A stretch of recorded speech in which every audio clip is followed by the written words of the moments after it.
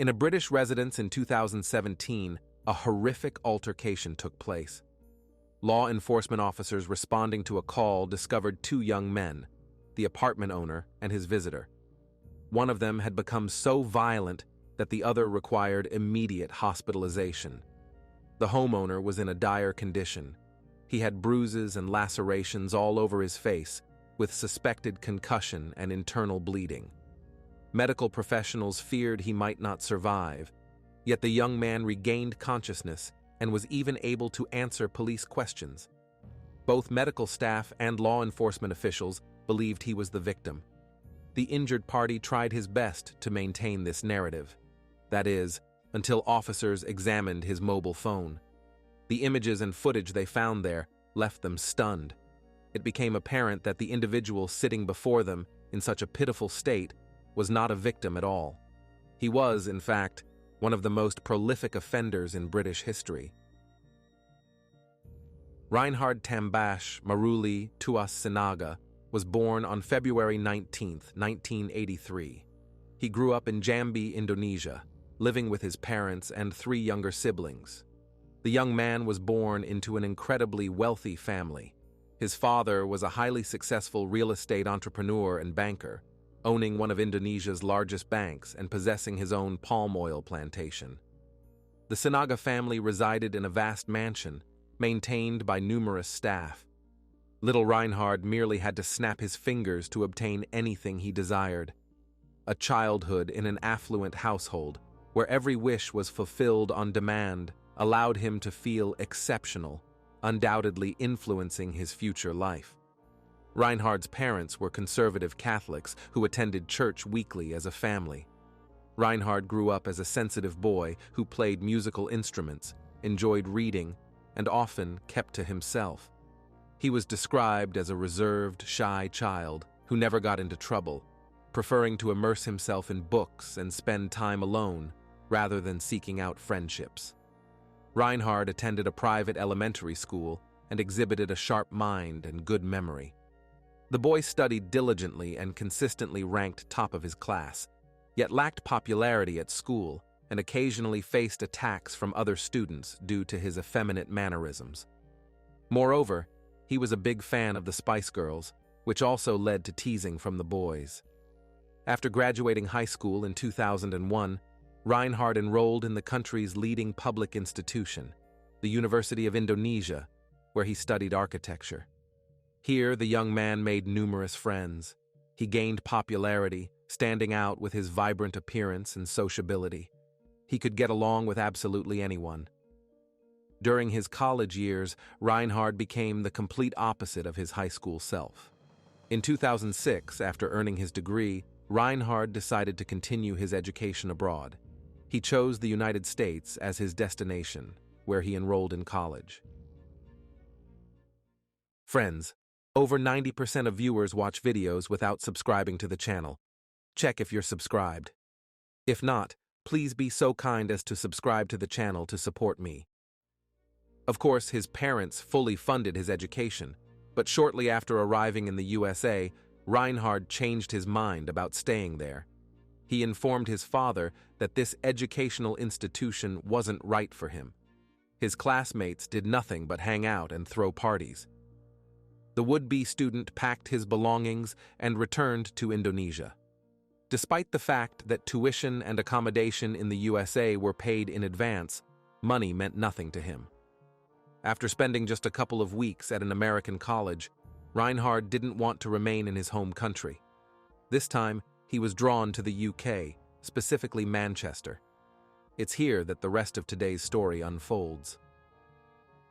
Reynhard traveled to Britain on a student visa. In August 2007, he became a student at the prestigious University of Manchester, where he earned a master's degree in urban planning in 2009 and a master's degree in sociology in 2011. Immersing himself in the measured life of the English, Reynhard relaxed and began frequenting nightclubs, making new friends, and socializing extensively. It was during this period that he contemplated his intimate preferences, which differed from the majority. Reynhard felt that his body was more excited by young men than attractive women. He had suspected this before, imagining youths in his fantasies. He simply could never openly admit it while in his native country, because it wasn't approved of in Indonesia. Now in Manchester, the young man finally felt that for the first time, he could be himself and speak openly about it. He developed a tight-knit group of friends with similar interests. They went clubbing every evening and had fun. Reynhard was open and friendly, sociable and passionate about his studies. He simply enjoyed student life and felt happy. All this wasn't cheap, but Sinaga wasn't worried about money, which his parents generously provided. He liked studying, spending time carefree, because it seemed his parents' finances were limitless. He was a perpetual student, and apparently, this was how he planned to spend his near future. Why look for work if money for living regularly appeared in his account? In 2011, Reynhard turned 28. He finally moved out of student housing, found a small apartment in an area called Gay Village, and pondered what to do next. His new dwelling was located practically in the city center, very close to bars and nightclubs. His parents still paid for the apartment. The problem arose because Reynhard was in the UK on a student visa. His studies had ended, and he wasn't planning to look for work, so he faced deportation. To prevent this, in 2012, the young man enrolled in a postgraduate program at the University of Leeds, where he began writing a dissertation in the field of socio-economic geography. The dissertation topic was directly related to his intimate preferences and people of non-traditional orientation of South Asian origin living in Manchester. Reynhard continued living in his rented apartment, commuting to university, and writing his academic paper. However, it seems that during this time, Reynhard's personality began to change. People started noticing that he was incredibly narcissistic and selfish, concerned only with himself. The perpetual student constantly wrote about himself on social media, portraying himself as almost a celebrity. He lost all his friends and settled for those he met in nightclubs. To gain favor and remain the center of attention, Reynhard made numerous casual acquaintances. He treated acquaintances to drinks and food, but didn't truly know any of them well. Reynhard always wore designer clothes, boasting about his bank account balance. When people questioned the source of his money, he lied about working for Manchester United and Manchester City football clubs. The young man said this to impress people. Reynhard was completely immersed in his personal life, having several relationships where he showed himself to be an obsessive possessor. When a romance ended, he would frighten his partners by threatening self-harm. Left alone, he simply sat on dating apps and spent much time on social media. During his prolonged student life, Reynhard practically forgot about his family. He remembered his parents only when he ran out of funds. He called his father and mother and even traveled to Indonesia to replenish his bank cards. The rest of the time, they didn't exist for him. Each time he returned to visit his family, he looked different, changed his hairstyle, wardrobe, and some habits. His parents and siblings considered him somewhat strange because they didn't know his main secret. Reynhard still hadn't told his family about his romantic interests. Each visit home ended with talks about the future. His mother and father very much wanted their eldest son to return to Indonesia, to get a job in the family business, find a wife, settle down, and have children. Reynhard's mother was very insistent on this and essentially threatened to stop financing his education in Britain. But the young man found words to convince his mother of the necessity of his stay in Manchester. However, this threat didn't pass without leaving a mark. Because Reynhard had to hide his true nature from his parents, he began to experience psychological discomfort. At the end of 2014, Reynhard had just returned from one of his trips to Indonesia, where he went to see his family and replenish his finances. At this point, he had turned 31. He had been studying for over 10 years. The young man, leading an active personal life, didn't attract attention from those around him. There were no warning signs indicating that something was happening in his head. It just happened in one moment, as if a trigger had been pulled. Everything that occurred was premeditated. Reynhard deliberately planned an attack on another man. On New Year's Eve 2015, a 22-year-old man was celebrating with friends in Manchester. They moved from club to club. At some point shortly before midnight, he approached the bar and ordered a drink, after which he couldn't remember anything. This happened because Reynhard slipped something into his cocktail, brought him to his apartment, and took advantage of him while he was unconscious. The 22-year-old guy woke up the next day on the floor of Reynhard's apartment in a puddle of his own vomit. He had no idea how he got there. The last thing that came to his mind was ordering a drink at the bar the night before. Seeing the apartment owner, the young man asked what had happened. Reynhard told him a made-up story about how the young man was too drunk the previous night and could barely stand. Reynhard, being a good guy, seeing his vulnerable state, offered him to lie down in his apartment since they were very close by. As soon as they went inside, the inebriated reveler fell to the floor and started snoring. The confused young man didn't even realize why his whole body hurt. He attributed it to the large amount of alcohol consumed, and was even glad that a good Samaritan had picked him up and not left him lying in that state on the street.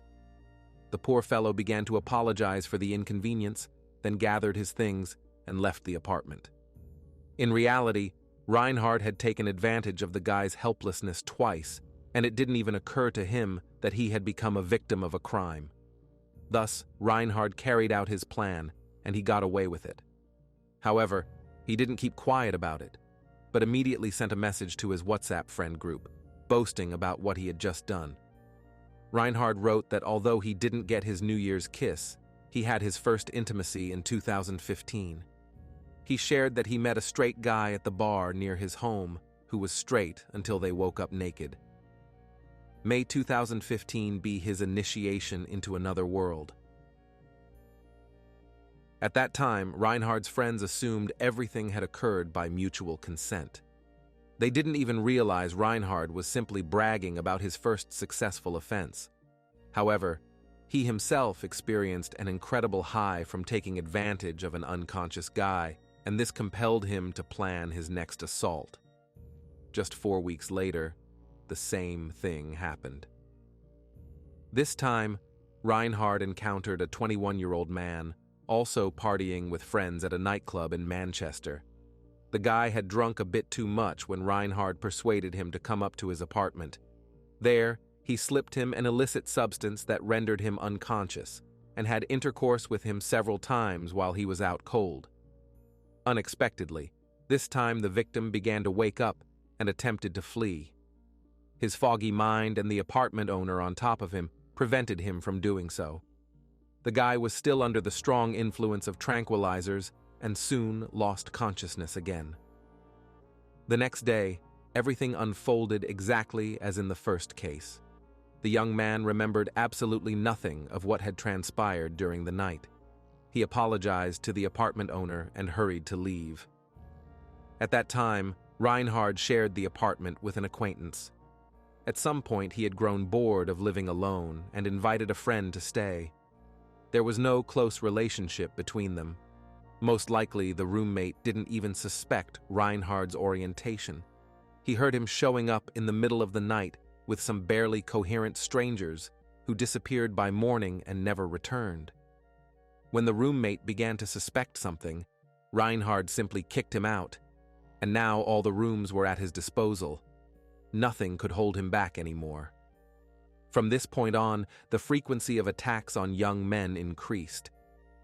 His third victim ended up in the apartment just a week later, not a month apart. And from that moment on, one or even several guys found themselves completely at Reynhard's mercy every week. Each of his attacks followed the same pattern.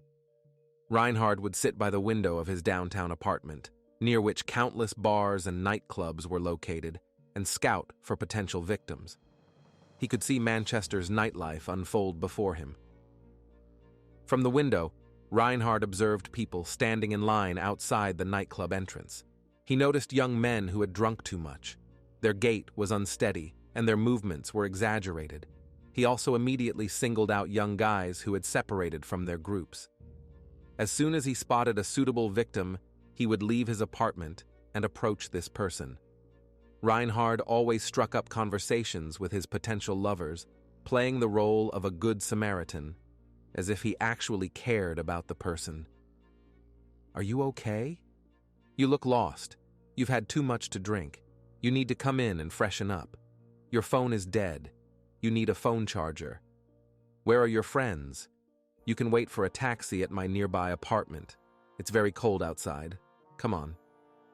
These innocent phrases usually mark the beginning of an attack. Reynhard simply chose the appropriate one for each tipsy guy. Some really needed a phone charger to contact friends or call a taxi. Others wanted water or something stronger. Still others were freezing in winter while waiting for a car. It was these individuals Reynhard approached. He was so charismatic and friendly that he didn't evoke any negative emotions. People easily agreed to go up to his apartment. Once an intoxicated young man was inside, the second phase of the attack began. All his victims had very similar profiles. 99% of them were of traditional orientation, which Reynhard liked to brag about to his friends. He said he allowed young men to know themselves from another side, and it's not impossible that they enjoyed it. However, Reynhard didn't tell his friends that all these guys were unconscious when he showed them another side of intimate relationships. Most of his victims were very young. The average age was 21, but the age range was from 17 to 36 years old. Many of them were students, which is unsurprising given the area he used for stalking and hunting. Among the victims were representatives of all social strata and professions. There were cooks, personal trainers, military personnel, and the unemployed. All the young men also had athletic, toned physiques and were attractive in appearance. Reynhard's apartment was usually messy, so guests felt at ease, taking him for an ordinary guy. Things, clothes, and many different bottles of alcohol were strewn everywhere. Reynhard would offer the victim to make themselves comfortable on the couch and rest a bit, relax. Then came the offer of a drink, and in 9 out of 10 cases, it was an alcoholic beverage. The guys gladly indulged in free drinks, not knowing that a substance that would deprive them of their will was dissolved in the glass. This is a colorless liquid, practically tasteless. It's really difficult to detect in a drink due to its slightly salty taste. The substance can be felt in water, but usually by that time the guys were so drunk that they were not in a state to notice its aftertaste. In fact, the substance has medical applications. It can treat narcolepsy. Some use it as a disinhibiting drug, causing feelings of euphoria, relaxation, drowsiness. The substance reduces inhibitions and starts working within 10 minutes. Certain doses can lead to a completely unconscious state, after which it can be very difficult or almost impossible to remember what happened in reality. The effect can last for hours, but the drug is eliminated from the body very quickly, making it impossible to detect the consequences of its use. This substance is fairly common, often used to intoxicate potential victims. It's very dangerous, and possessing even small amounts in the UK can result in real prison time. However, Reynhard somehow obtained a large quantity of this substance and used it on his unsuspecting guests. After the spiked drink began to take effect, Reynhard moved to the next part of his plan. First, he needed to ensure the drug had taken full effect. He would ask the young men many questions to test their cognitive abilities. From their responses, it was easy to notice how consciousness slowly faded and they could no longer formulate normal sentences. Reynhard typically asked personal questions, but without any ulterior motive, as if he was simply inquiring about their affairs out of politeness. Reynhard also loved to take trophies. He stole various personal belongings from his victims. This could be almost anything: ID cards, credit cards, clothing items, and so on. The specific item didn't matter to him. What was important was having a trophy, which he then stored in a box under his bed. During the conversation, guests would become increasingly drowsy and start to lose consciousness.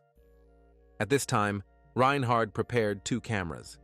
He placed one on his phone on the dresser to film the entire encounter from a distance, and held the second in his hand to capture close-up footage.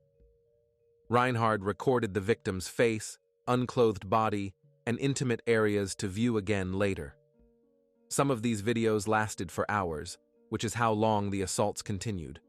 There was one recording that was 8 hours long, where the victim didn't regain consciousness, and Reynhard continued his violations in various ways during that entire time. He didn't rush, feeling his impunity. Usually everything unfolded according to the same scenario. All the assaults were very aggressive, with some victims becoming ill. Bodies reacted differently to the illicit substance or bleeding would begin, but even this didn't stop Reynhard. The entire process was recorded on video from multiple angles. He specifically arranged the lighting to capture every detail. Some young men briefly regained consciousness, trying to escape, but their disoriented state prevented them from breaking free. Others attempted to defend themselves, but their movements were weak and uncoordinated. Reynhard knew that while the drug was active, they were completely under his control. The next day, they couldn't remember anything, not understanding how they ended up in this man's apartment. Most apologized and hurried to leave, feeling awkward about their behavior. Others sensed something was wrong, but couldn't imagine the true nature of what had occurred. Some woke up unable to move due to the drug's effects. They were terrified, unaware that this wasn't the worst of what had happened that night. This lack of knowledge was the main reason Reynhard got away with his actions for so long. The men who ended up in the predator's apartment had different thoughts and memories, but they all ended with drinking at a stranger's house and blacking out. The next morning, the host would tell everyone the same story about how they had too much to drink and fell asleep. At this point, the man was very charming, always wearing a wide, friendly smile, so he didn't seem to pose any threat. Reynhard was believed. Even if slight suspicions arose later, no one ever went to the police, not wanting to talk about it and just wishing to forget that night, leave everything behind, and move on. Reynhard Sinaga continued to target young men, and his victim count rose to 10, then 20, 30, up to 100. The true number of this individual's victims remains unknown to this day. Reynhard's pleasant appearance aided him in committing these crimes against other men. Despite being over 30, he looked very young, and many mistook him for a harmless student. With his pronounced charisma and impeccable manners, Reynhard effortlessly gained the trust and sympathy of new acquaintances. His short stature and slim build also didn't raise any concerns among tipsy guys. But sooner or later, this had to end. One day, a 21-year-old named Michael was partying in Manchester with his friends. Around 4 in the morning, the young man realized he had lost his friends in the crowd. He wanted to call, but saw his phone was dead. Stepping into a takeaway food shop, Michael asked if he could borrow a phone charger. When Reynhard appeared nearby and offered to charge the phone at his apartment, the young man thought it was a bit odd. Reynhard seemed completely sober, so Michael was puzzled about what he was doing at a takeaway shop at 4 in the morning. However, not sensing any threat from the stranger, he agreed to go to his place and revive his phone. He also declined the offer of a drink at the apartment. Reynhard found himself in an unfamiliar situation for the first time, as most people agreed to some kind of beverage or at least a glass of water. He became flustered, not knowing what to do, so he started talking nonsense. Reynhard told his guest that he must be tired and could sleep on the couch, but this behavior confused Michael even more. He took his half-charged phone and simply left the apartment, considering Reynhard strange. Michael had no idea he had just escaped from the most prolific offender in British history. And if it weren't for his inner intuition, he would have become another victim. Don't forget to subscribe to the channel if you like this video, it's really important. The assaults on men persisted for 2 years, from 2015 to 2017. At night, Reynhard terrorized Manchester, while during the day he led a seemingly ordinary life. He was still enrolled as a graduate student, working on his doctoral dissertation. In 2016, his work faced criticism because Reynhard himself was the central focus. Essentially, he was writing his own story, and he had to completely revise the paper. For the perpetual student, this was just another excuse not to return to Indonesia. Reynhard remained incredibly active on social media, creating short videos for TikTok, and continued to chat in a WhatsApp group with his friends, boasting about his intimate conquests. He claimed he was saving guys from their annoying girlfriends. In 2017, Reynhard became incredibly brazen and ultimately a bit careless. More and more men started waking up at the most inopportune moments, but he was so exhilarated that he continued his attacks as if he no longer cared if someone remembered something afterward. At some point, his actions escalated to abduction. Reynhard stored numerous digital records of his crimes on external hard drives. Some remained on his phones, and he also enjoyed following his victims' lives on social media. In 2017, someone realized after an encounter with Reynhard that he had been subjected to a forced sexual act and went to the police to report it. However, due to the effects of the tranquilizers, this person couldn't even recall the address of the apartment where it all took place. Detectives attempted to investigate the crime, but they had no name, house number, or precise description of the attacker's identity. And although they managed to extract the perpetrator's DNA from the victim's body, as Reynhard didn't use contraceptives, no matches were found in the police database. Reynhard had never previously come to the attention of law enforcement, so his DNA wasn't on file. Then on June 1st, 2017, something unexpected occurred. An 18-year-old named Peter was celebrating successful graduation exams with friends. At school, he played for the local rugby team, so he had the athletic build that Reynhard favored. That evening, he was out with friends drinking at a nightclub located right next to Reynhard's apartment. At midnight, Peter had already drunk enough and was feeling tipsy. The loud music gave him a headache, so he went outside to get some air and freshen up. He walked into an alley and sat right on the curb to catch his breath. Reynhard, apparently observing from the window, was sitting next to Peter in the alley within minutes, talking about something. The stranger seemed quite friendly to the graduate. He talked about how he himself had finished school. A pleasant, friendly conversation ensued between them. About 10 minutes later, Reynhard perked up, as if he had gotten cold, and suggested continuing their chat in his apartment, since he lived very close by. Peter thought he would call his friends, and when they finished partying, they would simply pick him up from Reynhard's place. Once inside, the young man first went to the bathroom to wash up, and then when he returned, the apartment owner offered him a drink. Peter drank the clear liquid, somewhat reminiscent of vodka, without asking any questions, and within a few minutes, he began to feel severe dizziness and nausea.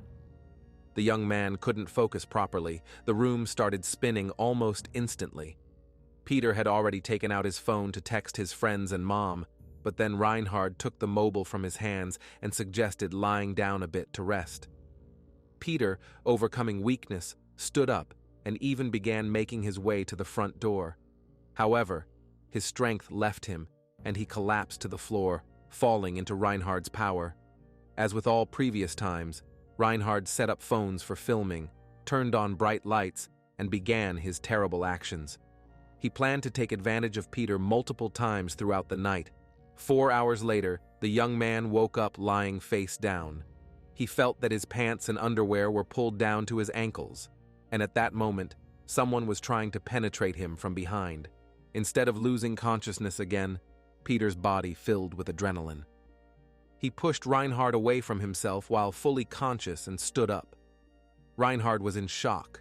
No victim had ever come to their senses so quickly before. He had no idea what to do, so he just ran out of the room. Meanwhile, Peter pulled up his pants. Still not fully understanding what had happened to him, he began grabbing his belongings. At this moment, the apartment owner ran back into the room and started shouting at the top of his lungs. He wanted to make noise so the neighbors would think an intruder had broken into his apartment. Then he lunged at Peter with all his might, headbutting him in the stomach and knocking him to the floor. It finally dawned on the young man. that he had just been attacked with the intent to end his life. He gathered his remaining strength and began throwing punches. A serious fight broke out between the apartment owner and the guest. Reynhard bit, kicked, and scratched. However, several fairly strong blows, considering his condition, helped Peter throw off his attacker. This gave the young man a chance to escape. Peter frantically began grabbing his things, including his mobile phone. And just as he reached the front door, Reynhard suddenly emerged from somewhere to the side. At that moment, Reynhard fully understood that if he let the guy escape, he would immediately run to the police. Then all his activities would be exposed. He couldn't let Peter go, clinging to him like a hungry dog to a piece of meat.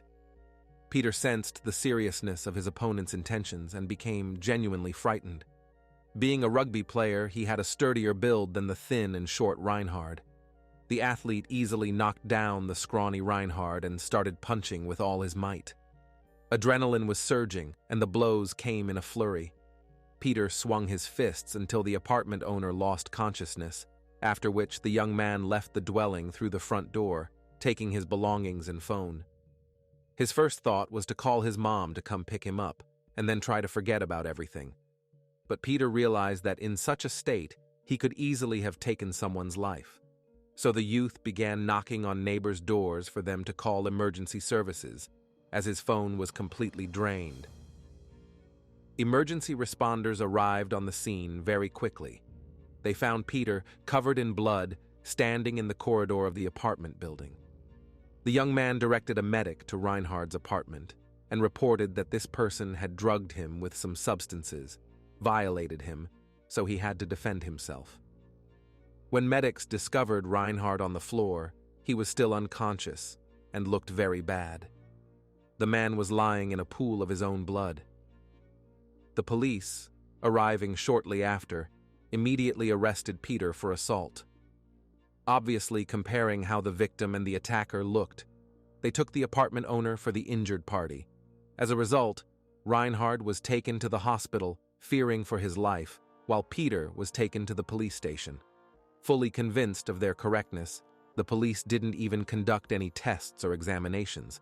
They saw the body of the victim lying unconscious, and the muscular built body of the rugby player, and couldn't possibly admit that Peter was actually the victim in this situation. They simply put him in a cell and left him there for 11 hours. The poor guy sat behind bars wondering if he would be charged with assaulting Reynhard, whether he would survive. Meanwhile, Reynhard was in the hospital in critical condition, and doctors were worried he might not pull through. He was suspected of having a concussion and internal bleeding. However, after a few hours, Reynhard regained consciousness and told a nurse that he had been attacked right in his own apartment and subjected to forced sexual intercourse. The entire hospital staff treated him with sympathy.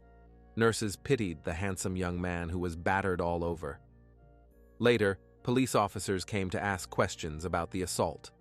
The first thing the victim requested was his mobile phone.